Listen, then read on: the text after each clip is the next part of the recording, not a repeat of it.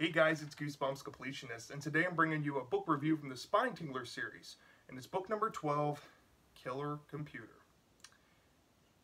I finally found a Spinetinglers book I think I'm willing to give a perfect score.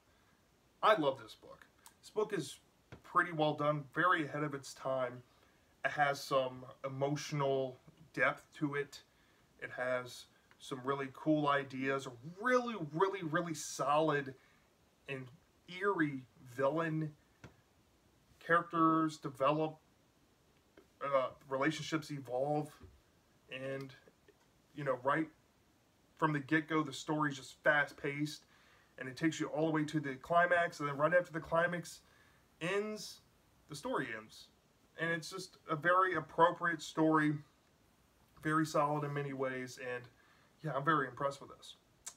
So, for those of you that don't know anything about the Spinetinglers series, Spinetinglers is a 30-book series written by a pen name author, M.T. Coffin. Get it? M.T. Coffin? I always get a kick out of that when I think about that. But, yeah, the Spinetinglers series has different authors contributing to the series. The most famous one, I would think that most kids horror enthusiasts that watch would know, is Mike Ford. You might know him for writing the Frightville series, which I don't know if that's still ongoing. Maybe it's on hold right now. But you might know Mike Ford from there.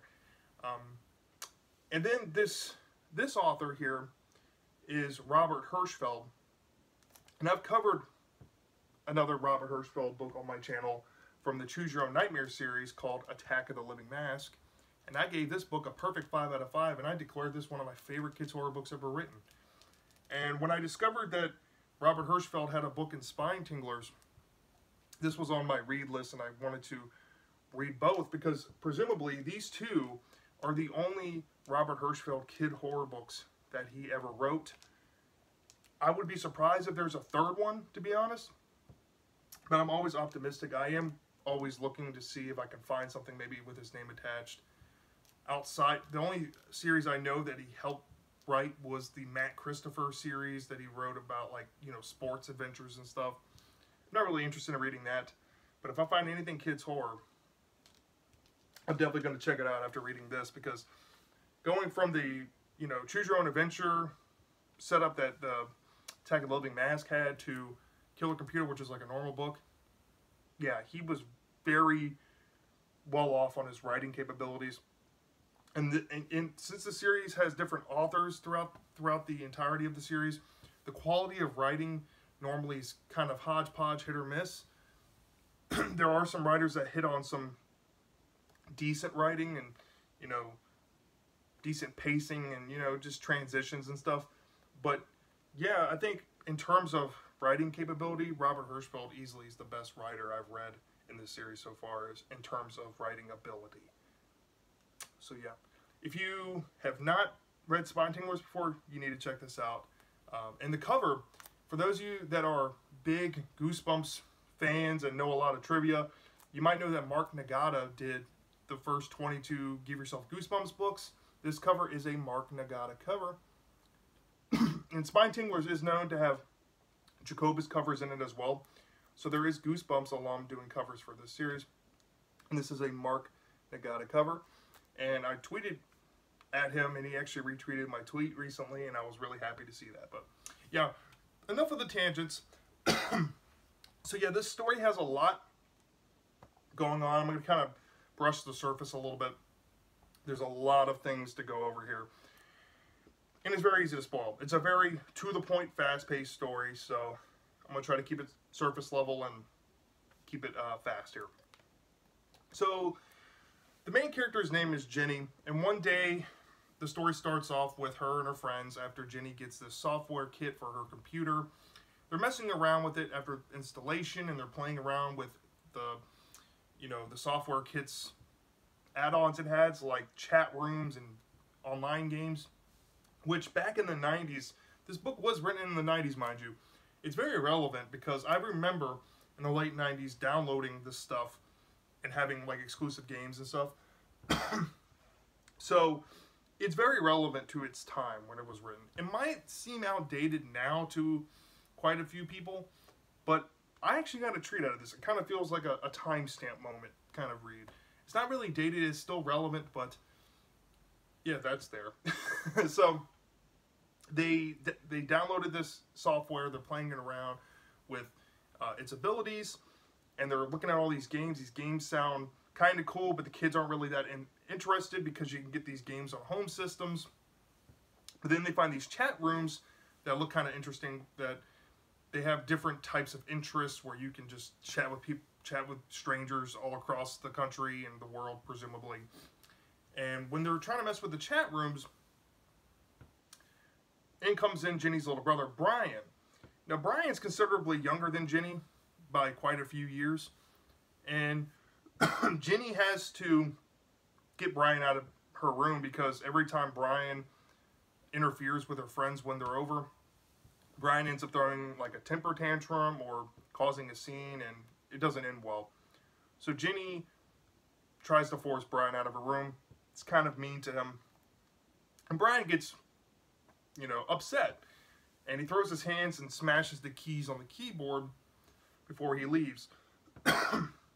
And when he finally leaves, the group of kids and Ginny look at the screen, and there's this notification popped up, and they have to type in this word to see what it is. It looks like a game they didn't stumble across. So they type in this code word, and this activates this character icon thing called Zippy. Now, Zippy is kind of reminiscent to those old, you know, cell phone ad icons, or those very old Windows icons, like the paperclip type of thing. Reminds me of that, except Zippy comes with bright colors on the screen, like gold, reds, and blues. He looks like a clown. He's very cute looking, very cartoonish. He has a cute sounding voice that when they play through the speakers on the computer, very kid-friendly sounding. And there's some music that he plays. And Zippy greets Ginny and friends by the username that Ginny creates called Sunflower. And this is how Zippy refers to Ginny throughout the story. He's called Sunflower. So Zippy wants to make friends. He says, hey, want to play a game? And the kids agree, and they go through the list of games he offers.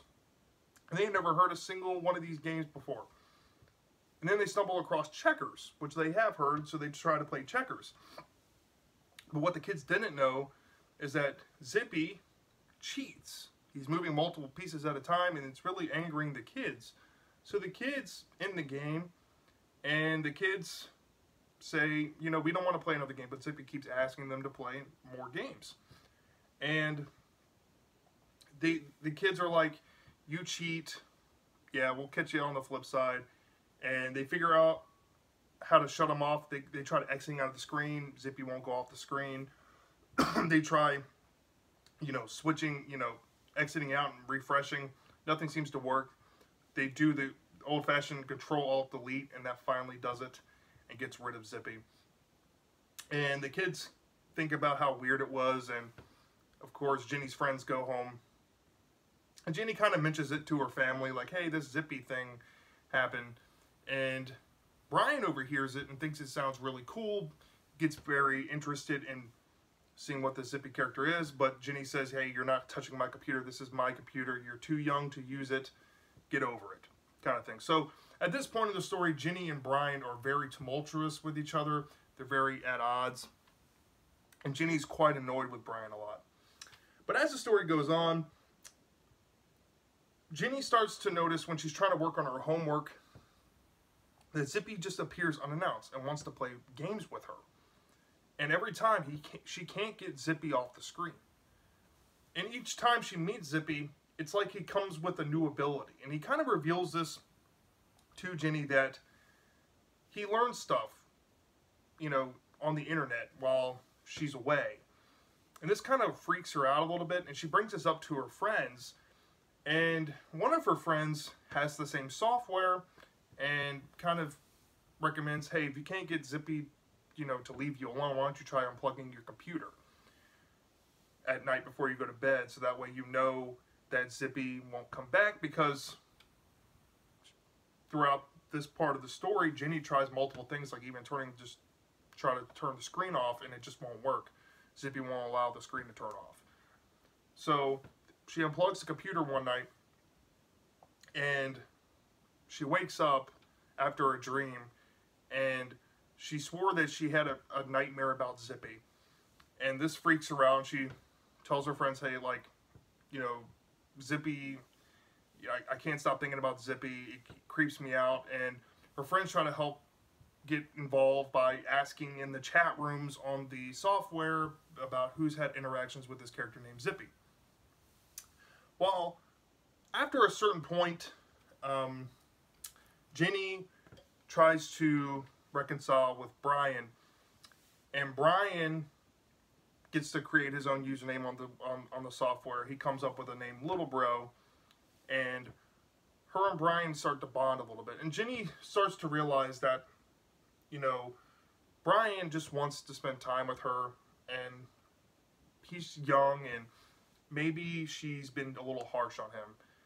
And she tries to play some games with Brian, but under the contingency that if he interacts with his character Zippy, that he does not mess with Zippy. And he agrees. But then later on, she wakes up at like 3:30 in the morning, and she realizes that she was unplugged her computer before she went to bed.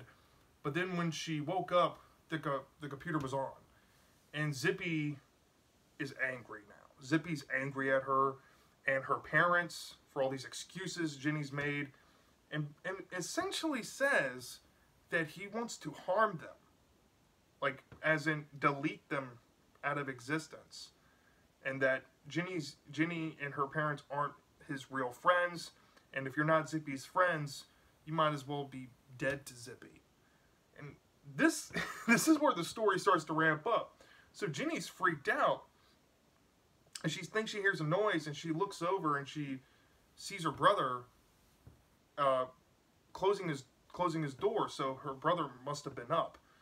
So she confronts her brother about it later on, and her brother reveals that he snuck in and played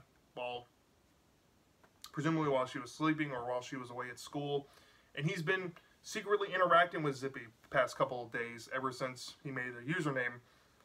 And he reveals that he's played a game with Zippy, one of the games that she has never heard of, and he said he won, but he doesn't remember anything about the game. And this freaks her out a little bit because he doesn't remember anything, but all he remembers is winning. And you start to see that Brian's mannerisms are starting to change. His behavior is starting to change. His mood is starting to get more dark. He gets more angrier, and he snaps back at Jenny.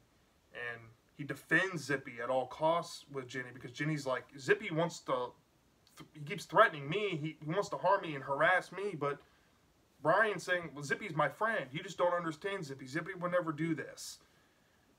And then all you need to know throughout the rest of the portion, without me spoiling anything, is that there are some scenes that come out as the story progresses and gets more and more and more tense, where, of course, Jenny starts to realize that Zippy is messing with electronic appliances as the story goes on. He keeps evolving his abilities.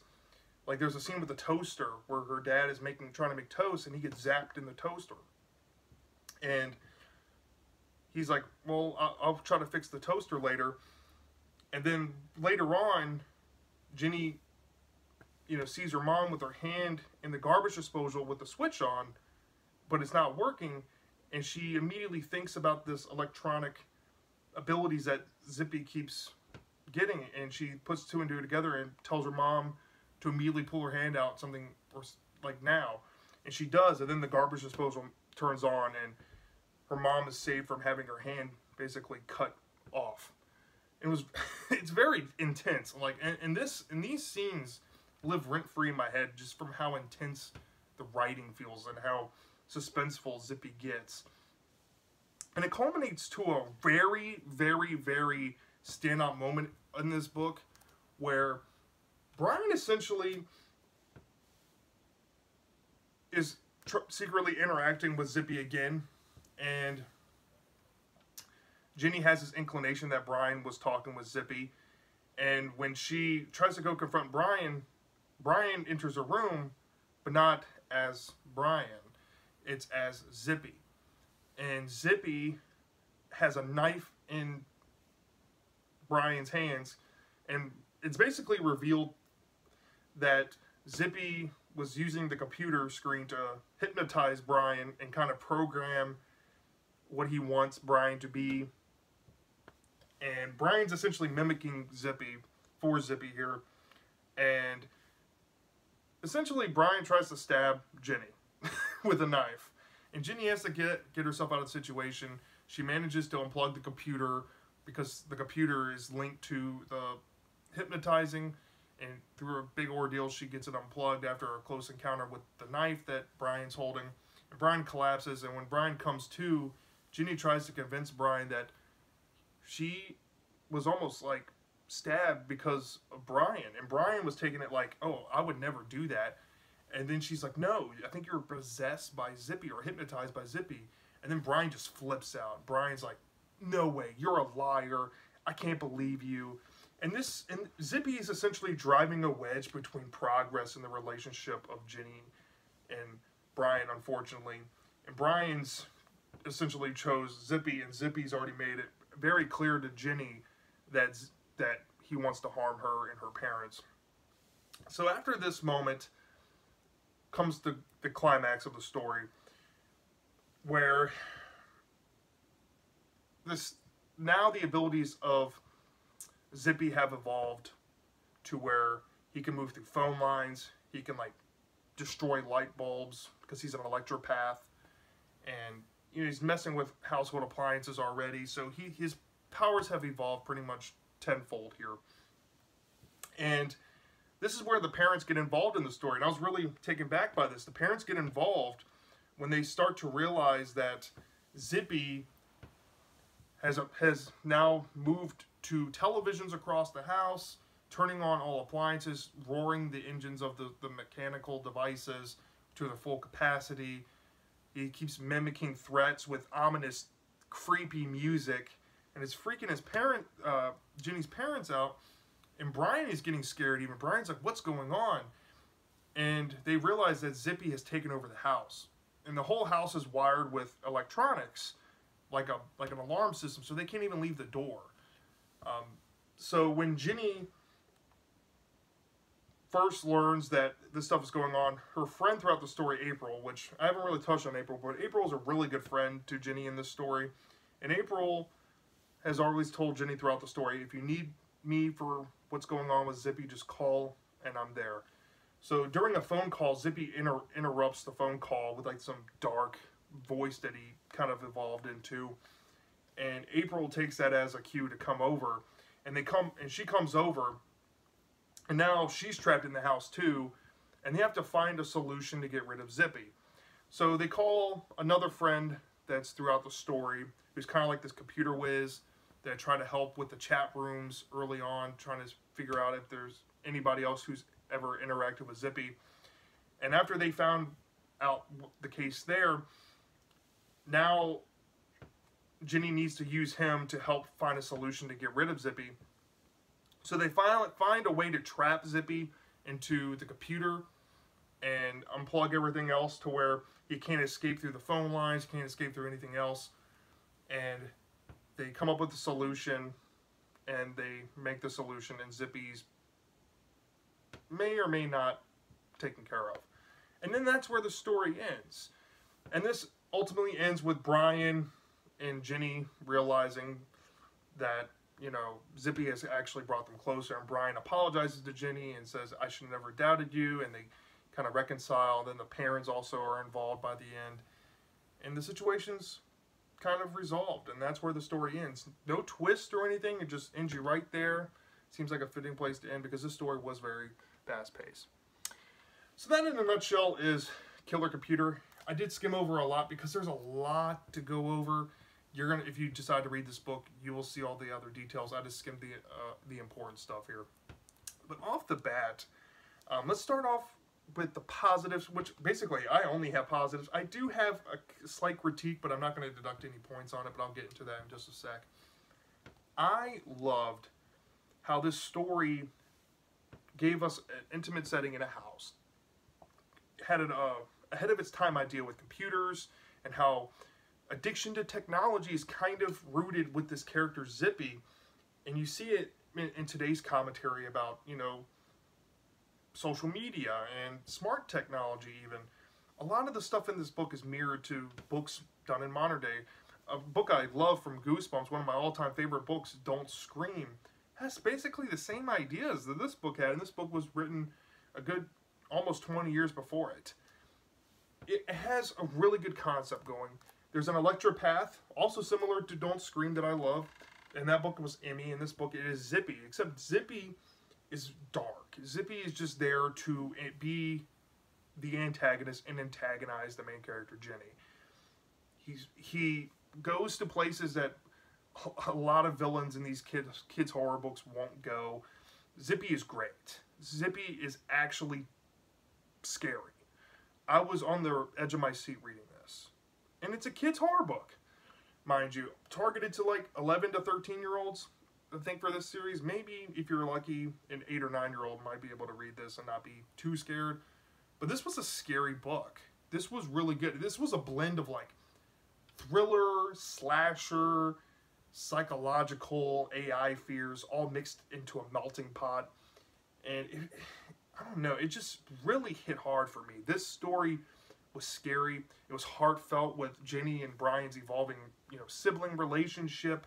You see them in the beginning of the story at odds with each other all the time, and then by the end they're closer than ever through their experience with Zippy. The Zippy mechanism driving a wedge between their progression and their relationship, you know, kind of mending itself, was very impactful to the story. And I can definitely see the symbolism, like I said, about a technology addiction with Brian and, you know, becoming something that he isn't. I mean, it's there. It comes with some stuff, comes with some heartfelt stuff, a little bit of commentary. It's not outright, but it's there. Some flavor of commentary. Great villain. Pace is just lightning.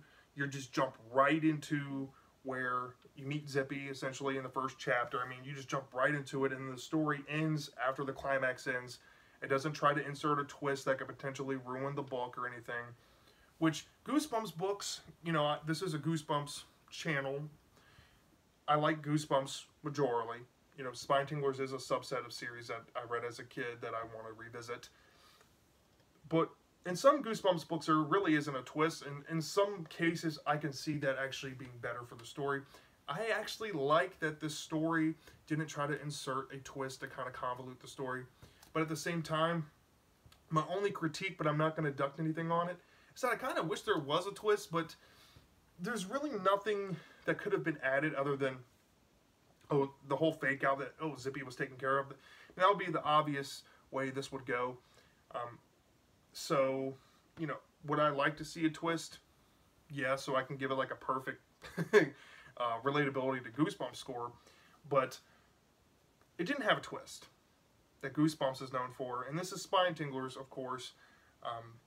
But that's like really my only critique, but it's not anything I would deduct anything on. So, yeah, so overwhelming positives, really no negatives. I mean, the story just elevates.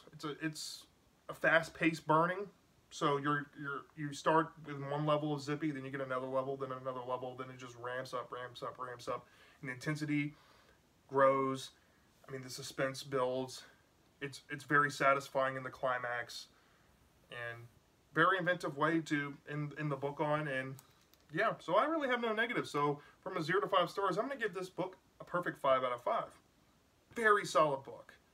Very, very solid book. I'd be surprised. Maybe there's 1 or 2 books I have an inkling that could be as good as this in the series, but I'd be surprised if there's more than that.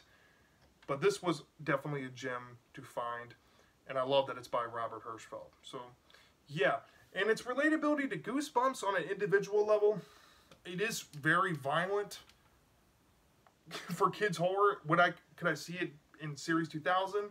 Maybe, if it was tweaked a little bit And if there was a twist at the end, this could easily be a Goosebumps book. But given those things, I'd probably give it a 4 out of 5 on relatability. It's close. I think if you like the darker stuff, you'd really like this. So if you like Series 2000, or maybe some of the stuff that Stein has done in like the Nightmare Room, try this.